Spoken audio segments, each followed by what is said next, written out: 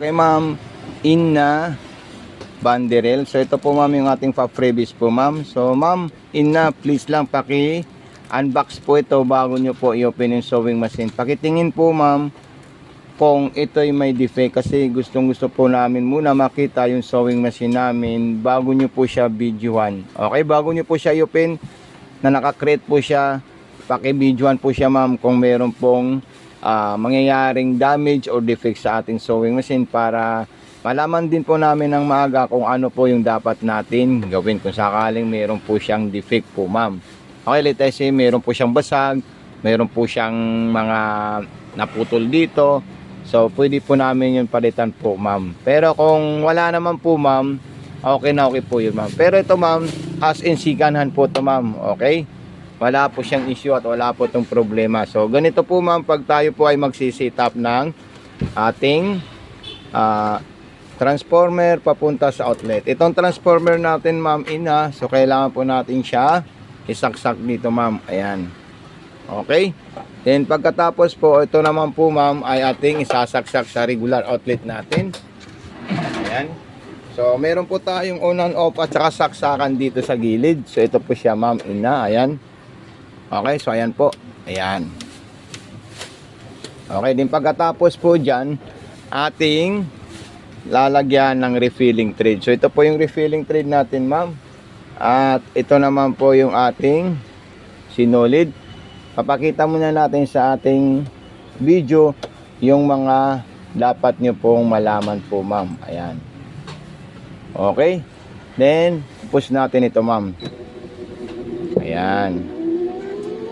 Then yan po siya, ma'am, yung automatic refilling thread natin para sa ating sewing machine po, ma'am, Ina. Okay?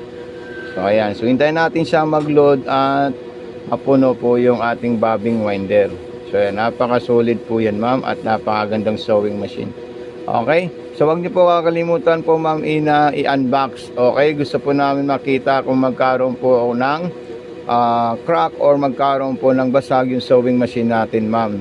Okay? Gusto po namin makita sa mga customer namin na ina-unbox po nila yung sewing machine. At kung wala naman po, okay na okay po yun. At pa-share din po, ma'am, sa ating TikTok shop itong sewing machine natin, ma'am. Okay? So tayo po, ma'am, ay maglalagay ng sinulid sa bobbing. Ayan. Ang tamang paglalagay natin, ma'am, ng sinulid sa bobbing is ganito po siya, ma'am. Ayan.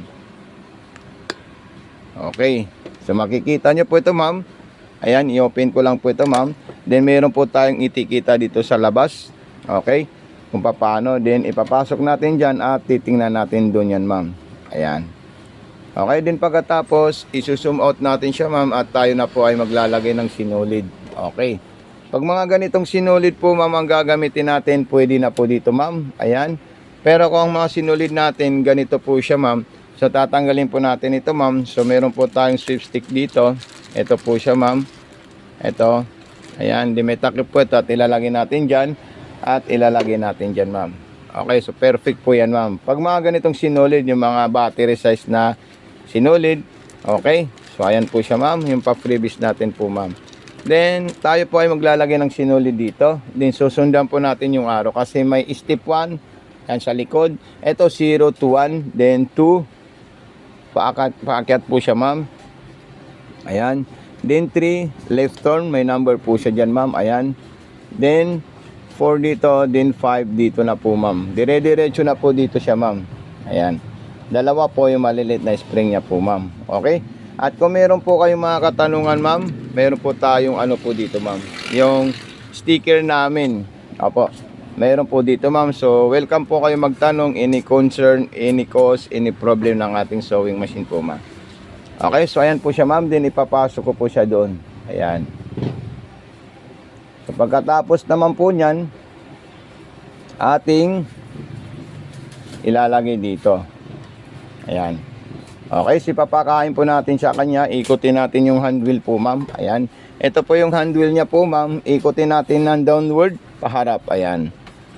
Ayan, okay. So makikita nyo po, magsasama po yung dalawang sinulid. Yung kulay green na malutong at saka yung mint green. Ayan. So hilay natin yan at lalabas po silang dalawa. So ayan. Okay. Then pagkatapos naman po niyan, ipapasok natin yan sa likod at tayo po ay maglalagay ng sinulid. Ayan, nakalimutan ko pa yung sinulid. Ay, sinulid ang tela. Okay. So ito po siya ma'am, yung tela natin. Okay, ang kaya ng ating sewing machine is 4 na layer na tela. Wag po tayo ma'am lalagpas doon po ma'am. Okay. So ito na po siya ma'am. Ito po yung selector natin ma'am. Ayan. Okay, selector design po natin yan ma'am. Ito, kahit saan po yan nakalagay ma'am, wala pong problema siya ma'am. Okay. So wala naman tong medyong speak in details. So ito po yung selector natin. Pupunta po tayo sa street line, din yung distance natin, ito po siya, speed control, stop and start. So ayan po siya ma'am. Then ito naman po ma'am yung reverse natin ma'am. Ayan, atras po siya, nakalong press. Then kung gusto niyo pong masinsin, ibaba niyo lang po ito ma'am ng maliit na numero, yung distance or yung agwat. Ayan. Then kung gusto niyo naman pong kumuha ng ibang design, so ito lang po yung ikutin natin ma'am at makikita natin dyan. Okay. Kumuha muna tayo ng ating zigzag. Ayan, zigzag na pinakamalaki at distance na number 2. Ayan. Then kung gusto naman po medium na zigzag, babaan nyo lang po yan kasi yan po yung pinakamalaking zigzag natin ma'am na. So ayan po siya ma'am. Ayan. Okay. So ito kasi dalawa po yung purpose niyan. Pwede po siyang stop, pwede rin po siyang start. Itong pink. So ito, pwede po dito natin i-stop po siya ma'am na. Okay. So ayan. Then ito po siya ma'am. Ang ganda ng mga design ng ating sewing machine. Okay. So dito naman po tayo sa pinakamalit na zigzagger natin. Ayan. Yan yung pinakamaliit na masinsin po siya ma'am. Okay. So pupunta po tayo sa another design natin. Yung mga pang-garteras po natin. Nandyan po siya lahat.